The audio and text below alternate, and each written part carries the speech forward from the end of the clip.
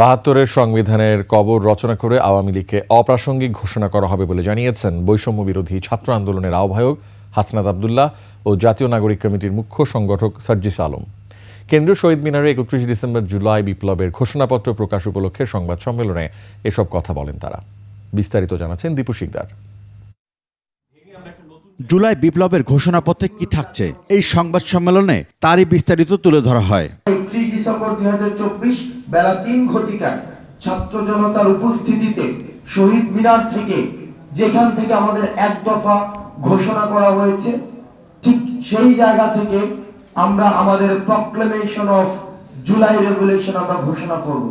বৈষম্য বিরোধী ছাত্র আন্দোলনের আহ্বায়ক হাসনাত আব্দুল্লাহ এ সময় জানান, ঘোষণাপত্রে আওয়ামী লীগকে অপ্রাসঙ্গিক ঘোষণা করা হবে।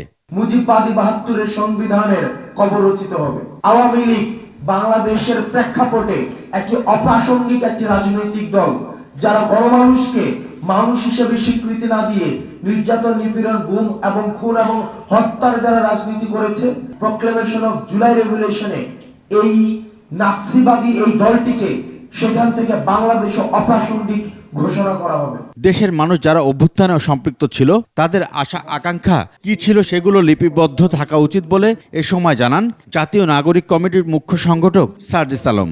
একমাত্র ওয়ালটন এসি দিচ্ছে ১ বছরের রিপ্লেসমেন্ট গ্যারান্টি।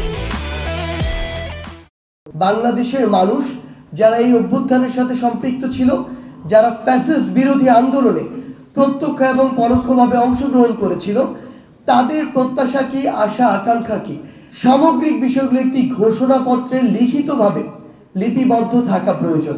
২৪-এর বিপ্লব ৭১-এর মতো বেহাত হতে দেয়া হবে না বলে মন্তব্য করেন বৈষম্য বিরোধী ছাত্র আন্দোলনের মুখ্য সংগঠক আব্দুল হান্নান মাসুদ। ২৪-এর রক্ত ঝরানোর মধ্য দিয়েই নতুন বাংলাদেশ পুনর্গঠিত হতে হবে এবং এটাই হবে বাংলাদেশের ইতিহাসের সর্বশেষ অধিকারের জন্য তাদের রক্ত ঝরানো দেশের মানুষের।